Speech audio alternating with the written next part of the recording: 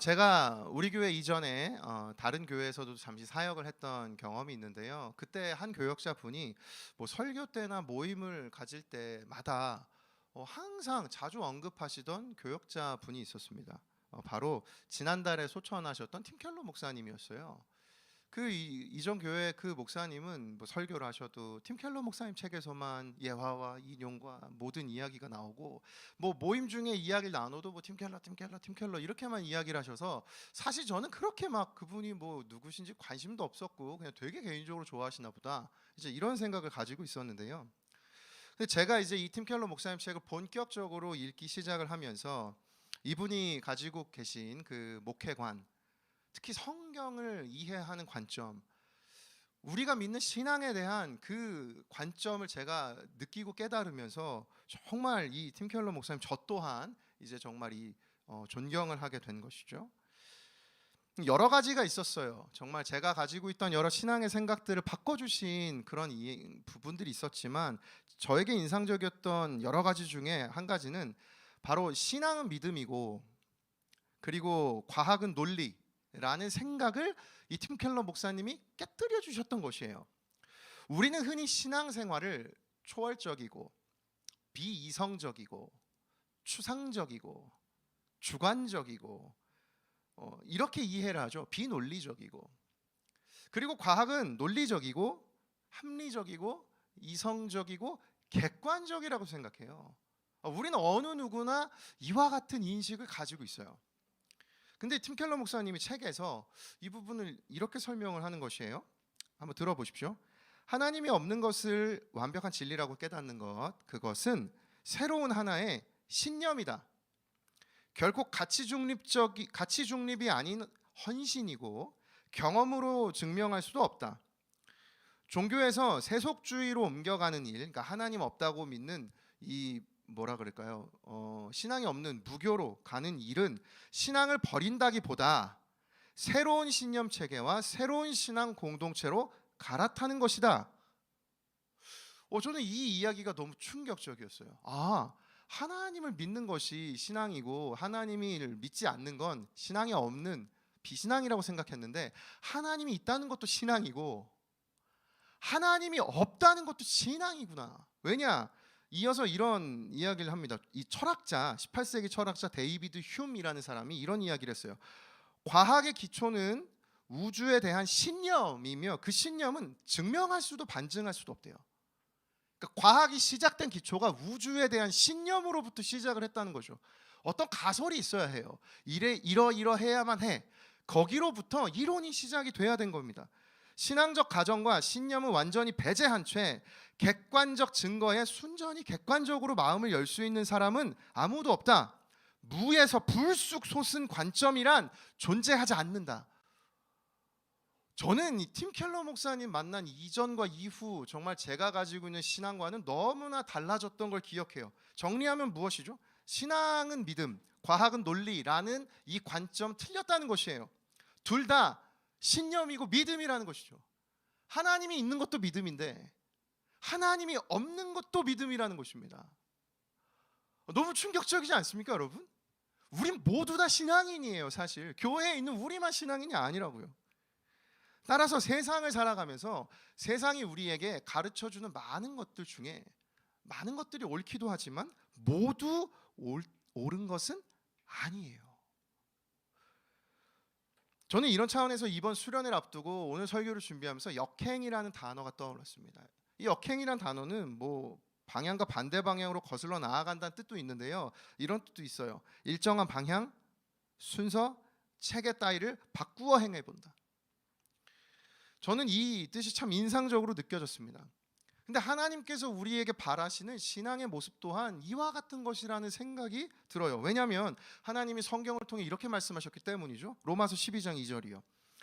너희는 이 세대를 본받지 말고 오직 마음을 새롭게 함으로 변화를 받아 하나님의 선하시고 기뻐하시고 온전하신 뜻이 무엇인지 분별하도록 하라. 이 앞부분이요. 너희는 이 세대를 본받지 말고, 다양한 번역으로 하면 여러분 이 세상을 본받지 말고 또 이 시대의 풍조, 문화를 따르지 말고 라는 뜻이에요. 여러분 이 시대를 역행하는 이 믿음의 원리가 있습니다. 하나님은 이 시대를 역행하며 살아가기를 원하세요. 왜냐하면 이 시대가 다 옳은 것이 아니기 때문입니다. 이런 차원에서 오늘 시대에 역행하는 믿음의 원리 두 가지를 여호수아 3장을 통해서 같이 살펴보려고 합니다. 오늘 여호수아 3장은요, 사실 4장과 같이 읽어야 돼요. 이스라엘 백성들은 가나안 땅으로 들어가기 위해 요단강을 건너는데 그 이야기의 전체가 3장과 4장이기 때문입니다. 이 요단강이 가지고 있는 상징적인 의미가 있어요. 이 요단강은 광야와 약속의 땅을 나누는 뭔가 상징적인 신학적인 경계라는 의미예요. 그러니까 요단강을 건너기 전은 아직 어떤 상태인가? 이스라엘 백성들이 하나님께서 선택해 주신 백성이긴 하지만 여전히 광야 생활을 하며 훈련을 받는 상태라는 의미예요. 근데 이제 요단강을 건너서 안정적인 가나안 땅에 들어간다는 건 무슨 의미인가? 지금까지는 하나님이 훈련시켜 주셨어요. 넘어지면 이렇게 세워주시고 구름 기둥과 불 기둥으로 매일 가는 길을 가르쳐 주셨어요. 그러니까 어렵지 않았어요. 근데 이제 가나안 땅에 가면 구름 기둥과 불 기둥이 사라져요. 마치 여러분이 19살까지 고등학교 선생님이 내 반에 계시다가 이젠 내가 대학생이 되고 내가 혼자서 내 인생을 결정해서 수업을 고민해서 내가 선택하고 내가 시간을 결정하고 마치 내가 홀로 서기를 하는 것과 같은 느낌처럼 가나안 땅에 들어간다는 건 이제 하나님을 믿는 백성답게 한번 살아보라는 하나님의 그 기회의 시간이라는 것이에요. 이해가 되세요? 요단강을 건너기 전에는 아직 훈련생이고 이제 건너기 시작하면서부터 하나님께서 너 이제 정말 훈련됐으니 살아보라고 하나님이 그와 같은 기회의 시간을 주시는 의미라는 것이에요. 따라서 단순히 요단강 그냥 강 하나만의 의미를 넘어서는 의미입니다. 하나님께서 가르쳐 주신 많은 것들을 가지고 이제 스스로 자립하며 살아가는 그 출발인 것이죠. 그러니 이 요단강 건너면 우리는 하나님의 사람으로 더욱 준비되어져 가요. 저는 이 말씀 여호수아를 계속 묵상하면서 너무 이 여름의 수련회가 이와 같은 그 전환점이 되기를 바라는 마음이 계속해서 커져가요. 여러분, 이번 수련회가 우리에게 요단강이 될 수 없습니까? 진짜 이 요단강을 건너 하나님 가르쳐 주신 그 인생으로 하나님의 원리를 따라 살아가는 풍성한 은혜를 누리는 가나안 땅에서의 인생처럼 우리 그렇게 살아갈 수 없느냐는 것입니다. 그렇게 살아가며 하나님의 뜻을 세상이 가르쳐주는 방식보다 더 먼저 선택하고 그 뜻을 따라 살아가는 세상을 향해 던지는 믿음의 승부수를 우리가 이번 여름에 던져보길 원한다는 것이죠.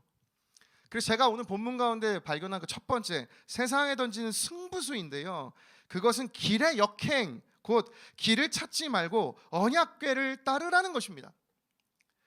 오늘 본문에 이스라엘 백성들이 마주했던 장애물이 있어요. 15절 말씀입니다. 세 번역으로 읽어드릴게요.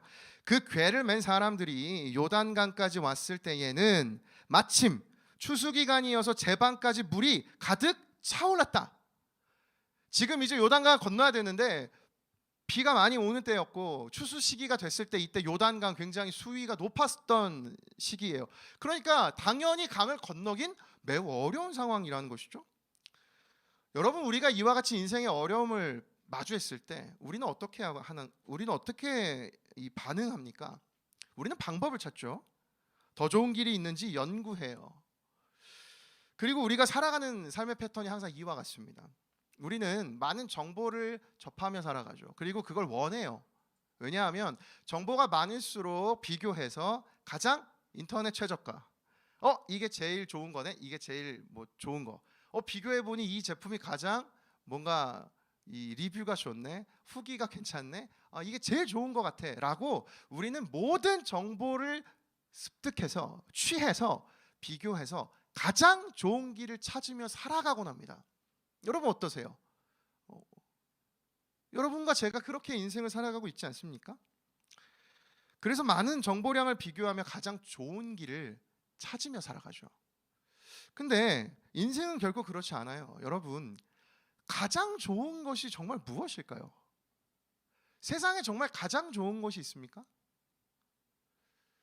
일례로 여러분 혹시 음식 종류 중에 여러분은 육류, 고기파이세요? 아니면 여러분은 해산물 파세요? 여러분은 회가 좋으세요? 갈비가 좋으세요?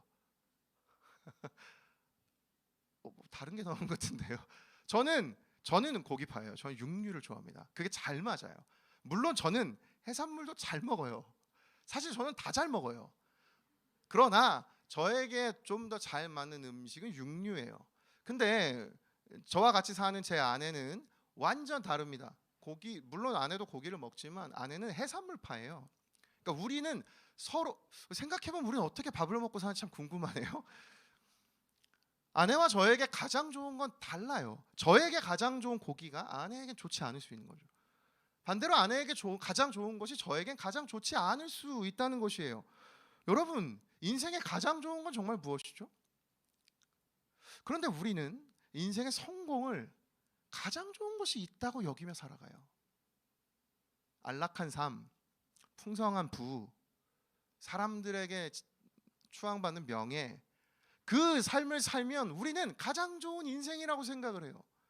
여러분, 세상을 살아갈 때 우리는 자주 질문해야 합니다. 제가 여러분 질문 드릴게요. 여러분 정말 그렇게 살아가면 그것이 전 좋은 길이란 생각해요. 근데 정말 그것이 가장 좋은 길입니까? 그건 모르는 것이에요. 가장 좋은 것처럼 보이게 만드는 세상의 흐름일 뿐이죠. 정말 가장 좋은 인생 맞습니까? 몰라요. 나에게 가장 알맞는 인생은 무엇일까? 그건 모른다는 것이에요. 우리 인생의 암묵적으로 이 성공이라는 개념이 획일화되어 있죠. 그렇지 않습니다. 여러분, 행복의 조건은 무엇인가? 다양한 어떤 정의와 설명들이 있지만 이 가만히 위로하는 마음으로라는 책을 쓰신 김영복 목사님이 책에서 이런 말씀하세요. 사랑받고 사랑하는 것 외에 다른 무엇이 살아야 할 이유가 되는 순간 우리는 불행을 향해 가게 되어 있습니다. 다른 사람의 인정을 받는 것이 인생의 목적이 되면 스스로 자기 자신을 부정하게 됩니다. 스스로 만든 자기 소멸은 우울증, 조울증 혹은 공황장애의 원인이 되기도 합니다. 불행하게도 오늘 많은 사람들이 뭔가 이루기 위해 몸부림치고 있고 그 과정에서 자신을 잃어가고 있습니다. 그 공허는 사랑이 아니고는 채워지지 않습니다. 그 자리를 다른 무엇으로 채우기 위해 몸부림치다가 결국 인생을 망치는 것입니다. 여러분, 진정한 행복은 내게 주어지는, 손에 쥐어지는 어떤 물질이나 어떤 것이 아니에요. 사랑받는 삶인 것이에요. 이 사랑을 다른 어떤 것으로 채우려 하면 어긋나고 끊임없이 공허해요. 이제 여러분 계속해서 여러분이 나이가 들어가며 세상을 살아가며 계속해서 이해할 수 없는 쳇바퀴 속에 살게 될 겁니다. 나는 왜 이토록 열심히 살았는데 왜 행복하지 않지? 사람들이 다 이렇게 살면 행복하다고 했는데 왜 그 끝에 갔더니 나는 여전히 공허하지? 왜 난 만족하지 못하지? 또 자기 자신을 이해하지 못하게 돼요. 여러분, 오늘 내가 나의 인생의 길을 이와 같은 원리로 지금까지 채워가는 것 아닙니까? 여러 정보를 찾고 가장 좋은 길을 얻어서 가장 좋은 길이라 여기는 그 길이 준비되어 있을 때 가는 것 아니냐는 것이에요. 이런 차원에서 우리가 인생을 살아가면서 여러분 정말 세상이 이렇지 않다면, 혹시 정말 가장 좋은 게 정해져 있는 것이 아니라면 전혀 다른 방식으로 살아보는 것도 우리에게 굉장히 중요하다는 것이에요. 그런 차원에서 이 인생길의 원리를 세상 사람들이 살아가는 것처럼 살아보지 말고 역행해보는 것이 중요해요. 이건 역행을 해볼 때에 알 수 있어요. 이렇게도 살아봤더니 기쁘구나. 이렇게도 살아봤는데 살만하구나. 여러분, 이건 역행을 해보아야 알 수 있는 것이에요. 그래서 이스라엘 백성들이 지금 하나님 앞에 이 요단강 건너려고 진치려고 할 때 이들이 이 쉽지 않은, 풀려지지 않은 이 장애물을 눈앞에 둔 건너기 어려운 상황 속에 하나님이 주신 대안이 있습니다. 그 대안이 무엇인가? 오늘 보면 3절과 4절인데요. 같이 읽겠습니다. 시작. 백성에게 명령하여 이르되 너희는 레위 사람 제사장들이 너희 하나님 여호와의 언약궤 매는 것을 보거든 너희가 있는 곳을 떠나 그 뒤를 따르라. 그러나 너희와 그 사이 거리가 2000 규빗쯤 되게 하고 그것에 가까이 하지는 말라. 그리하면 너희가 행할 길을 알리니 너희가 이전에 이 길을 지나보지 못하였음이니라 하니라. 하나님은 이스라엘 백성들 얼마나 사랑하셨는가? 이들이 단 한 번도 가보지 않은 인생길이어서 너희가 이전에 이 길을 지나보지 못했기 때문에 얘들아, 너희들이 길을 찾는 건 의미가 없어. 그래서 지금 너희가 해야 될 건 무엇인지 아니? 바로 언약궤를 따라가라는 것이에요. 어떤 길이 이 요단강을 건널 수 있는 길인지 정보를 얻고 연구하고 계산하지 말고 너 눈앞에 보이는 언약궤만 따라가라는 것이에요. 여러분, 이거 생각보다 어렵습니다.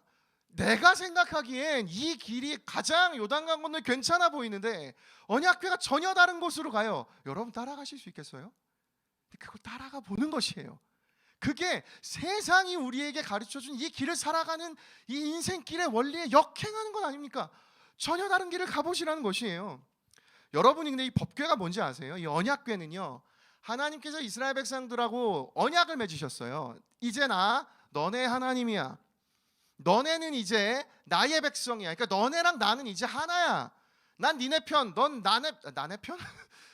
우린 다 한 편이야. 그러니까 이제 내가 말하는 대로 너네가 따라 살고 대신 내가 너희를 지켜주고 보호해 줄게. 그러면서 하나님께서 이 언약궤를 만들라고 명하신 이후에 거기에 하나님이 주신 십계명 돌판, 모세가 받아준 2개와 아론의 쌍난 지팡이 있어요. 그거랑 그리고 광야에서 하나님 매일 주셨던 만나가 있어요.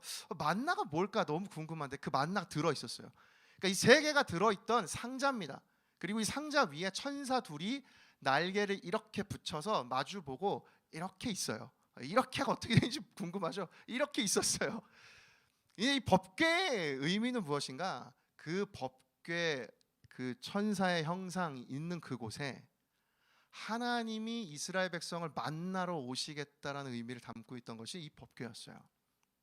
그래서 법궤의 의미는 무엇인가? 하나님이 우리와 함께 계시다는 걸 보여주고 싶으셨던 것이에요. 그걸 보면 하나님 계시는구나. 근데 이 공간, 그 법궤는 아무나 볼 수 없었습니다. 나중에 그 법궤는 이스라엘의 대표인 대제사장만 만날 수 있었거든요. 들어가서 마치 아담에게 있어서 선악과인 것이에요. 선악과를 볼 때 하나님 계시는구나, 이걸 깨닫게 해주시려고 주셨던 것처럼 언약궤는 하나님이 이스라엘 백성과 함께 하신다는 의미를 가진 물건이었던 것이죠. 따라서 법궤를 따라오라는 건 무슨 의미입니까? 곧 내가 먼저 갈 테니 내가 가는 길을 따라오라는 얘기 아닙니까? 내가 너보다 먼저 그 길을 앞서갈 테니 내가 너희에게 길이 되어주겠다라는 의미예요. 사랑하는 여러분, 하나님께서 우리 인생의 길이 되십니다. 여러분 믿으십니까? 여러분 정말 믿으세요? 잠언에서도 이렇게 말씀합니다. 잠언 5장 21절. 대저 사람의 길은 여호와의 눈앞에 있나니 그가 그 사람의 모든 길을 평탄하게 하시느니라. 사랑하는 여러분, 우리 인생에 길이 있어서 그 길을 가는 것이 아니에요. 길이 없어도 하나님이 내게 길이 되어 주시는 걸 경험하는 것이, 그것이 믿음이요 신앙인 것입니다. 그걸 경험할 때 세상에서 전혀 다른 인생으로 이 세상에 물들지 않고 살아갈 수 있는 것입니다. 그래서 이번 수련회를 준비하는 동안 저는 하나님께서 우리에게 가르쳐 주신 오늘의 이 원리요, 이 길의 원리를 여러분 역행해 보길 원합니다. 내가 내 인생 더 빨리 가보겠다고, 내가 내 인생 더 빠른 길로 가보겠다고, 가장 지름길은 뭐지? 그 길을 찾고 그 찾느라 세월을 허비하는 것이 아니라 길을 찾는 것이 아닌 언약궤를 따라보는 인생으로 여러분 이번 여름에 여러분 인생길을 역행해 보십시오. 저는 신뢰하고 확신합니다. 하나님이 저의 인생의 길이 되어 주셨던 것처럼 오늘 우리 모두의 인생의 길이 되어 주시는 줄을 믿습니다. 저를 따라 함께 고백하겠습니다. 주의 길을 따라가야 합니다. 그래서 이번 한 주 동안 여러분 이 역행하는 차원에서 여러분 지난 한 주 우리가 필사하며 오늘 예배를 준비했던 것처럼 다음 한 주는 우리가 기도하며 수련회를 준비하면 좋겠습니다. 월요일부터 토요일까지 모든 기도의 자리를 여러분에게 준비해 드렸어요. 그 자리 나오셔서 기도함으로 하나님께 나아가 보십시오. 반드시 하나님이 우리 인생의 길이 되어 주실 줄을 믿습니다. 본문 가운데 발견한 두 번째, 세상에 던지는 승부수, 그것은 일의 역행, 곧 담대하게 요단에 들어서라는 것이에요. 세상을 살아가면 우리는 길을 찾죠. 그리고 가장 좋은 길을 우리가 찾아내면 그 뒤에 하는 행동이 한 가지가 더 있어요. 확신과 보장을 찾습니다. 이 길이 정말 괜찮은 길인가? 이 길이 정말 맞는가? 내 마음에 믿음이 생기면 우리는 그제서야 그 길을 걸음을 떼기 시작을 하죠. 안정성이 확보되어야 그제야 움직이기 시작을 해요. 그런데 오늘 본문에 참 의아합니다. 그 강물이 범람하던 시기에 상식적으로 하나님께서 가장 좋은 시기가 아니잖아요. 물이 없을 때 건너야죠. 찰랑찰랑 발목 가오지지 물이 올 때를 가야죠. 지금 이 강은요 너무 넓고 너무 깊어요. 근데 하나님은 지금 가라고 하시는 것이에요. 여러분 이걸 어떤 의미로 받아들이시겠어요?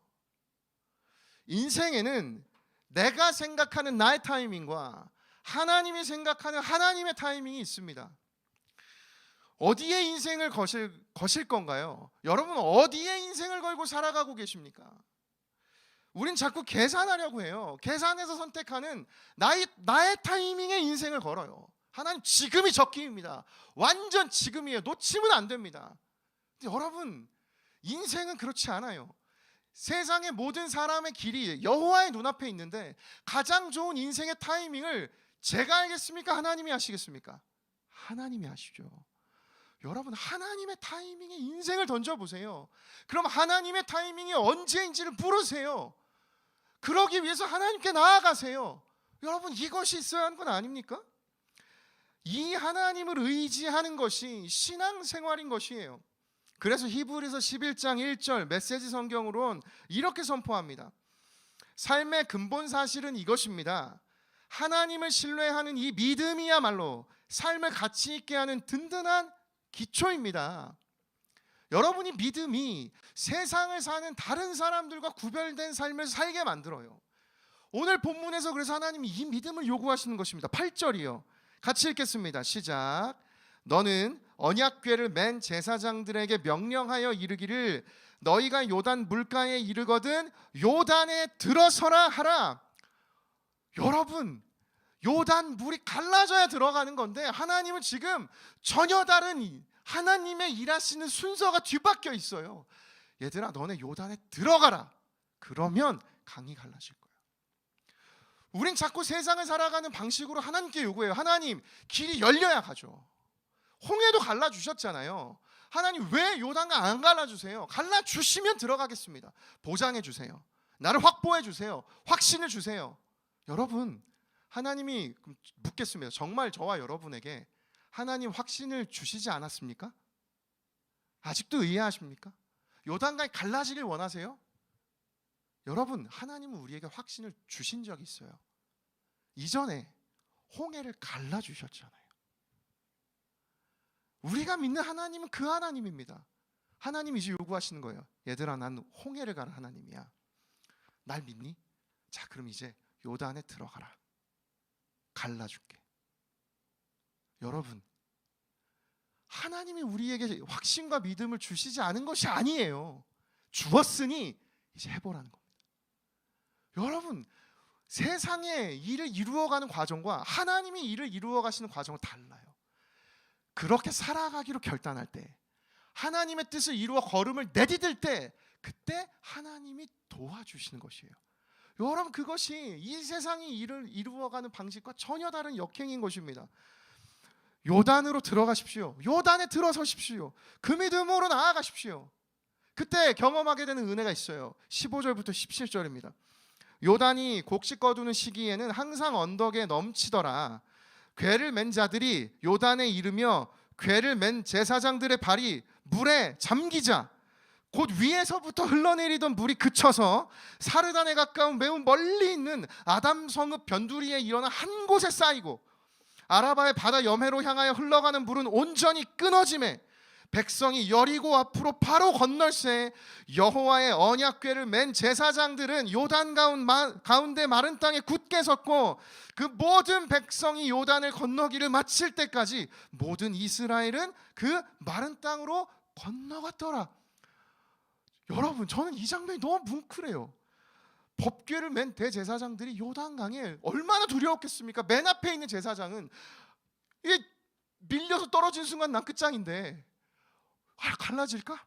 근데 그가 요단에 들어서는 순간 강이 갈라지고 어딥니까? 아담 성읍 변두리 한 이거 제 기억에 32km가 물이 쫙 올라가요. 저 멀리에 거기에 서 있고 여기서 끊어진 물이 싹 흘러가서 이 땅이 방금까지 물이 흘렀는데 젖은 땅이 아니라 마른 땅이 됐다는 것입니다. 그리고 가운데 제사장들이 법궤를 메고 서 있어요. 그 땅을 이스라엘 백성들 그 수많은 수십만 명의 백성들이 건너가는 그 장면이 너무나 뭉클하지 않습니까? 왜냐? 그 백성들이 건너갈 때까지 여호와의 언약궤를 맨 제사장들은 요단 가운데 마른 땅에 굳게 섰고, 여러분 여기서 특별히 8절에서 하나님께서 요단에 들어서라 라는 이 단어, 들어가서 서라는 단어예요. 이 단어가 여기 물 16절에 보면 곧 위에서부터 흘러내리던 물이 그쳐서 이 두 단어가 같은 단어입니다. 그러니까 요단에 제사장들이 설 때 물이 끊어져서 저 멀리에 그 물 또한 서게 되는 이 동사를 통해서요, 요단에 들어설 때 물도 멈추어서는 은혜를 경험하게 된다는 것이에요. 이 장면을 이루신 하나님에 대한 찬양이 10절 말씀입니다. 우리 10절 말씀 같이 읽겠습니다. 시작. 또 말하되 살아계신 하나님이 너희 가운데 계시사. 여기까지요. 여러분 이 장면을 상상해 보십시오. 살아계신 하나님, 여러분 질문하고 싶습니다. 여러분의 하나님, 오늘 나의 하나님 살아계십니까? 여러분 정말 오늘 내가 믿는 하나님이 살아계십니까? 전 이 장면을 상상할 때 벅차는 이유는 거기 생생하게 하나님 살아계셔서 요단강 가운데 우뚝 서 계시기 때문에 강물이 하나님에게 범접할 수 없고 그 하나님의 함께 하심으로 이스라엘 백성이 건너간, 여러분 오늘 하나님이 내 인생에 살아계시다면 이와 같이 물이 멈추어서는 기적이 왜 이루어지지 않겠습니까? 전 여러분과 이 은혜를 경험해 보기 원합니다. 전 이 하나님이 살아계시다고 믿습니다. 여러분 믿으십니까? 아멘. 여러분 더 믿을 만한 신뢰가 필요하다면 오늘 지금 이 이스라엘 백성이 요단강을 밟고 지나간 이 사실을 통해서 우리가 한 가지 더 깨달을 수 있는 것이 있습니다. 이스라엘 백성들이 강물을 밟고 가나안 땅으로 들어갔어요. 배를 타고 간 게 아니라 이 땅에 이 요단강이 갈라지고 요단강 땅을 밟고 들어갔어요. 여러분 이 밟고 지나간 이 행위 속에 한 가지 의미가 숨어 있어요. 바로 가나안 땅에 있었던 그 신화들을 하나님이 깨뜨리셨다는 뜻입니다. 이 한 자료에 보니까요, 가나안 땅에는 가나안 신화가 있었어요. 그 신화의 시작은 이 가나안 땅의 날씨 때문입니다. 가나안 땅엔 크게 날씨가 둘로 나눠져요. 하나는 우기예요. 우기, 비가 오는 시기가 있어요. 그게 10월부터 3월입니다. 이제 가을과 겨울. 그리고 건기가 있어요. 비가 안 오는 시기. 그때가 4월부터 9월입니다. 그러니까 지금 우리는 6월이죠. 우리 그럼 지금 어디예요? 비가 오는 때예요? 비가 안 오는 때예요? 비가 안 오는 때, 건기. 자, 비가 오는 때가 있고 안 오는 때가 있었어요. 그래서 이 가나안 땅 사람들이 날씨를 가지고 신화를 만들었습니다. 바로 바알이라는 신인데요. 이 바알이라는 신은 폭풍의 신이에요. 근데 이 땅에 여러 신들이 있어요. 강의 신은 이름이 얌이에요. 얌이. 그리고 미안해요. 그리고 가뭄과 또 죽음의 신이 있어요. 그 신은 모트라는 신이에요. 자, 이 신들이 이 땅에서 제일 강한 신이 되고 싶어 싸웁니다. 그래서 바알 신이, 폭풍의 신이 강의 신인 얌하고 얌이 싸워요. 결국 누가 이겼을까요? 바알이 이겨요. 그래서 바알이 승리합니다. 바알이 승리했다는 건 뭘까요? 이 땅을 차지했다는 거죠. 그때 비가 오는 거예요. 그런데 이 바알 신을 시기했던 모트라는 죽음과 가뭄의 신이 다시 바알에게 도전합니다. 그래서 바알 신이 다시 붙어요. 이번에 그래서 바알 신과 모트가 또 얌이 해서 싸웠어요. 누가 이겼을까요? 모트가 이겨요. 그래서 바알이 이제 패배하고 지하 세계에 갇힙니다. 묻혀요. 그때가 바알이 없잖아요. 자, 이제 가뭄과 죽음의 신이 이 땅을 차지했어요. 그때 찾아오는 건 우기일까요? 건기일까요? 건기죠. 그래서 모트 신이 다시 이 땅을 차지해요.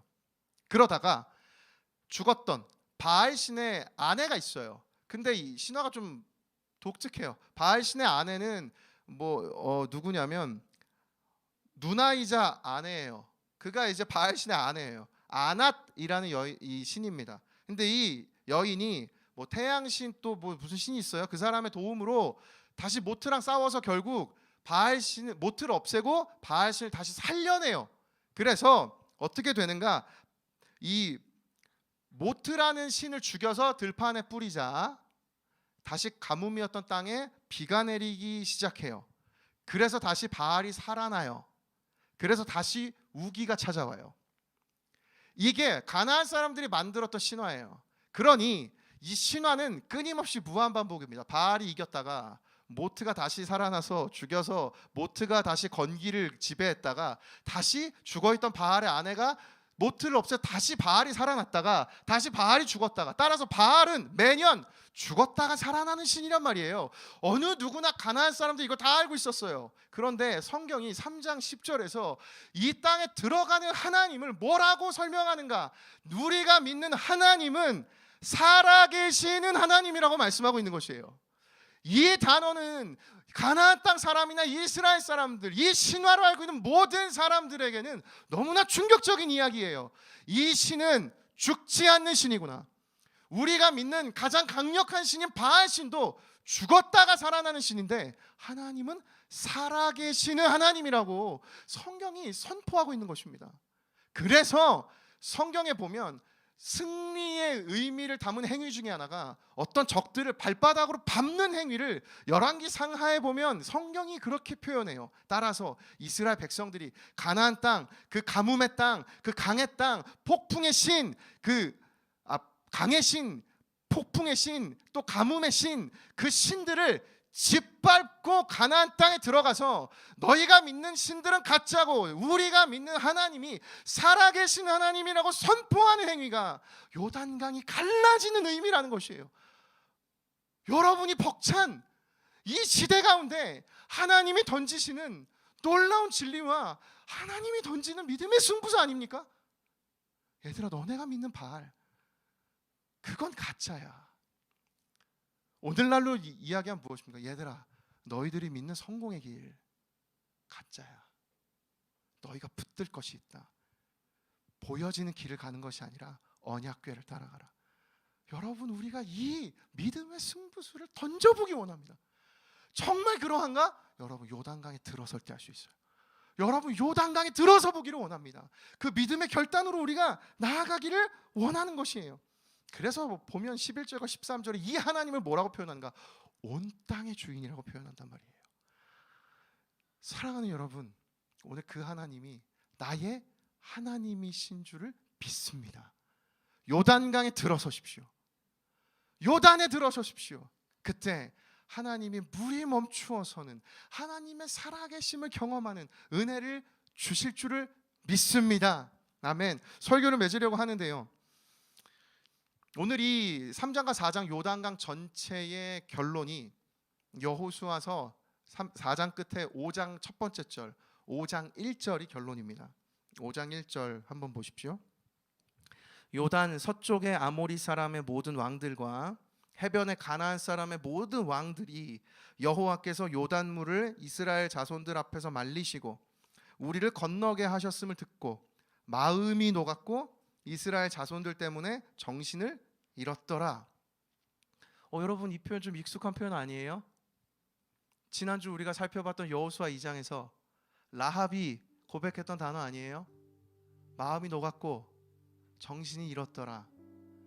라합이 고백한 그대로 이스라엘 백성들이 이 땅에 들어갔을 때 가나안 사람 모든 사람들이 마음이 녹았고 이들이 정신을 잃었어요.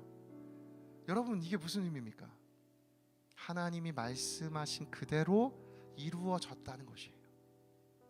저는 오늘 이 살아계신 하나님을 우리가 정말 의지함을 가지고 주님을 선택해 보길 원합니다. 여러분, 이 세상이 우리에게 보여주는 그 길을, 그 원리를 따라가 살아가지 마십시오. 이 세상이 이를 이루어가는 그 원리를 따라 살아가지 마십시오. 길을 역행하세요. 또 이 세상에 일을 이루어가는 그 일의 방식을 역행하세요. 언약궤를 따라가십시오. 보장돼서 가지 마십시오. 믿음 가지고 요단에 들어서십시오. 그때 하나님이, 내 하나님이 살아계시기에 나와 함께 하실 때 하나님 반드시 주의 뜻을 내 인생 가운데 이루어 주실 줄을 믿습니다. 그렇게 이루어지는 것이 우리 인생의 비전인 줄을 믿습니다. 우리 마지막으로 이사야서 14장 24절, 정말 이 말씀 붙들고 오늘 함께 찬양하며 나가겠습니다. 함께 읽겠습니다. 시작. 만군의 여호와께서 맹세하여 이르시되 내가 생각한 것이 반드시 되며 내가 경영한 것을 반드시 이루리라. 한 번 더요. 만군의 여호와께서 맹세하여 이르시되 내가 생각한 것이 반드시 되며 내가 경영한 것을 반드시 이루리라. 아멘. 우리 인생 가운데 살아있는 것만 같은 세상이 던진 그 수많은 우상들이 아니라 살아계신 하나님을 붙들고 나와 함께 동행하시는 그 주님과 멋지게 함께 동행하는 그런 결단으로 함께 이 찬양 고백하며 나아가면 좋겠습니다. 우리 함께 고백하며 나아갑시다. 나의 사랑, 나의 사랑, 너는 어여쁘고 참 귀하다. 너는 보석보다 귀하다. 내가 사랑스럽지 않을 때 너를 온전히 사랑하고 너와 함께하려 내가 왔노라. 계속해서 함께 고백합니다. 주의 사랑, 주의 사랑, 이 사랑은 결코 변치 않아. 모든 계절 돌보시네. 푸른 마르고 꽃은 시드나 주의 말씀은 진실해. 실수가 없으신 주만 바라라. 그 주님의 함께 하심을 사모하며 주님의 나라와 주님의 나라와 뜻이 나의 삶 속에 임하시며 주님 알기를 주만 보기를 소망해.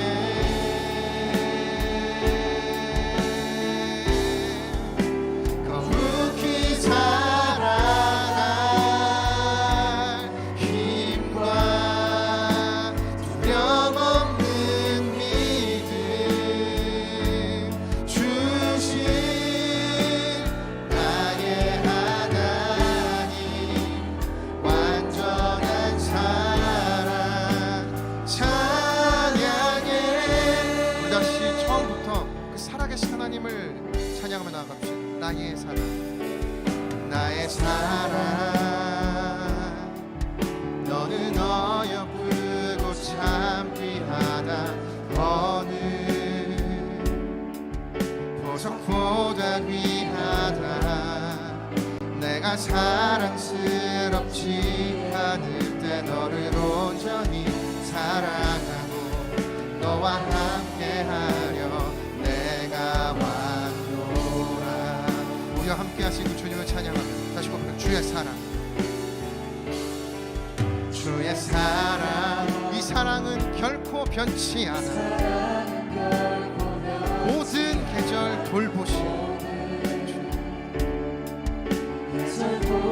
세상에 수많은 것이 변하여 푸른 마르고 꽃이 시드나 주의 말씀은 진실해. 실수가 없으신 주만 바라라. 우리의 믿음의 고백으로 선포합니다. 주님의 나라와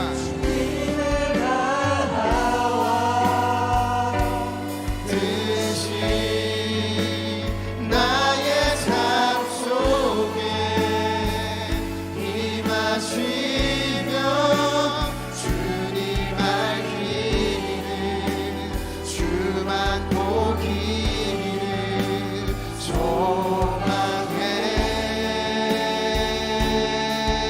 거룩히 살아가, 거룩히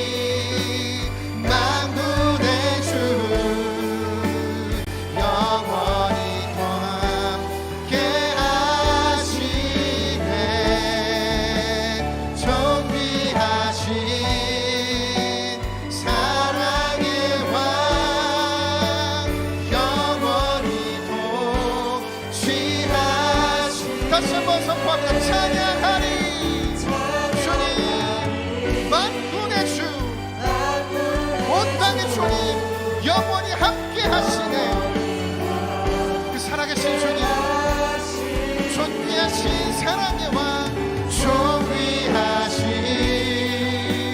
사랑의 왕,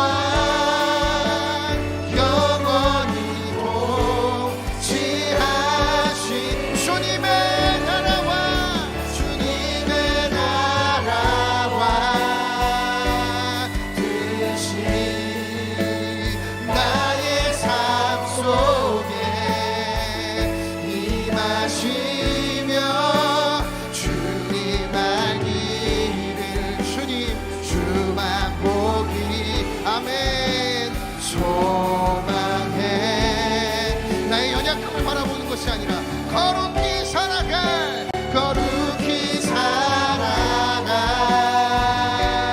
힘과 두려움없는 믿음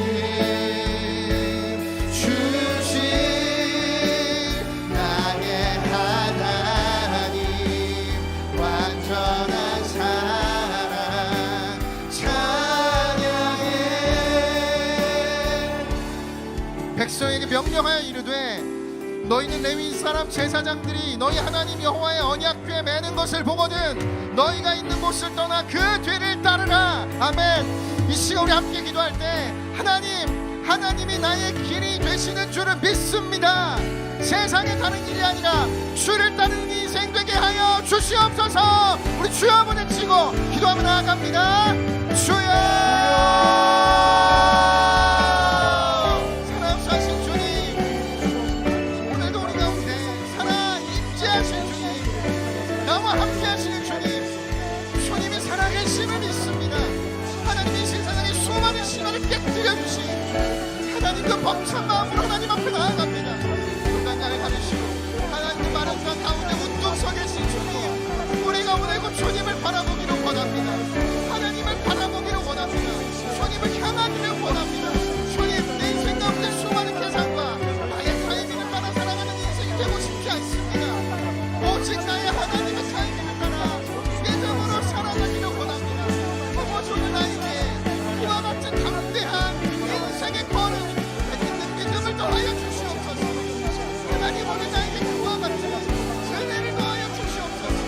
하나님 언약궤에 그 제사장들의 길을 따라 길을 따라가는 인생의 걸음, 길은 없지만 하나님 당신 나의 인생 길이 되시는 줄을 믿습니다. 그 하나님의 역사를 경험하길 원합니다. 아버지 하나님, 오늘의 자리가 그와 같이 하나님이 임재하시는 거룩한 인생 있게 하길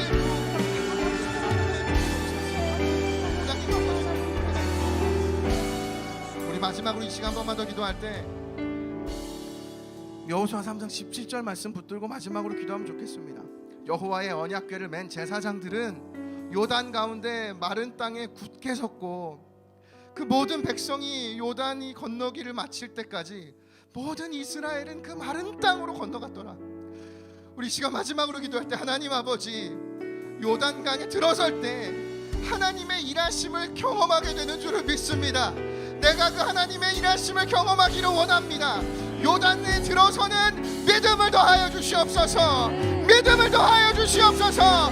우리 합심하여 통성으로 함께 기도하겠습니다.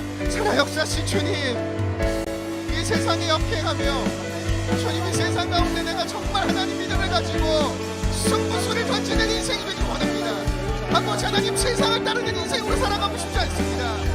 가장 좋은 길이 무엇인지 세상이 가르쳐주는 그 획기화된 인생으로 살아가길 원치 않습니다.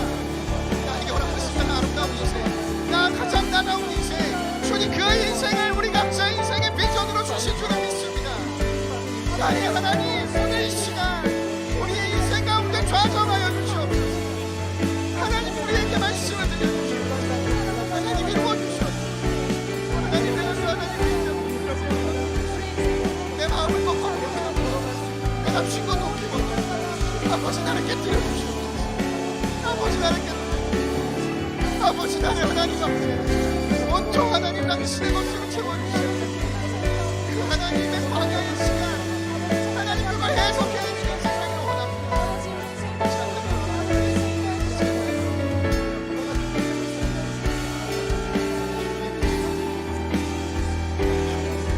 우리 기도할 분들 기도하시고 우리 마지막으로 함께 선포하며 나아갑니다. 주님의 나라와 주님의 나라와 뜻이 나의 삶 속에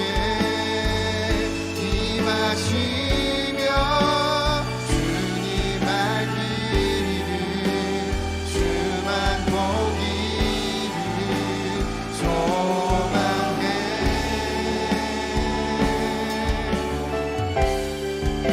거룩히 살아갈 힘과 두려움 없는 믿음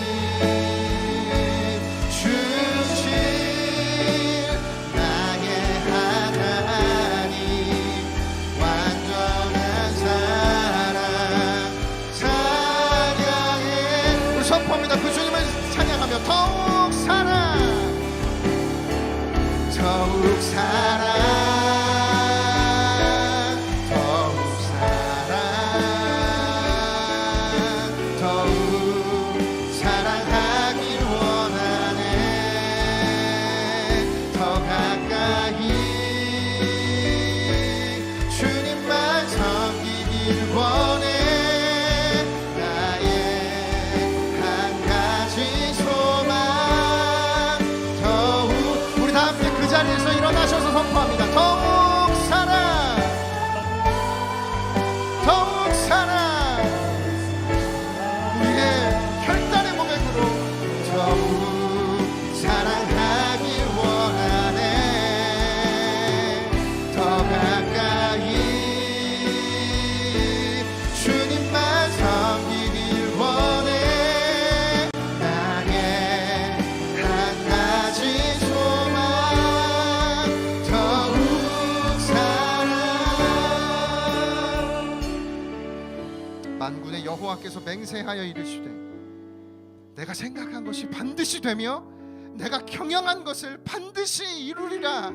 살아계신 하나님 아버지, 오늘 예배를 드리는 우리 모두가 하나님 얼마나 세상에 찌들어 살아가는지, 세상의 원리 속에 예배드리는 이 순간조차 하나님 우리가 헤어나오지 못해서 하나님 정말 내 인생이 이루어지는 것인지 불안과 두려움과 좌절 속에 하나님 오늘 이 자리에 있는 사랑하는 주의 청년들이 있습니다.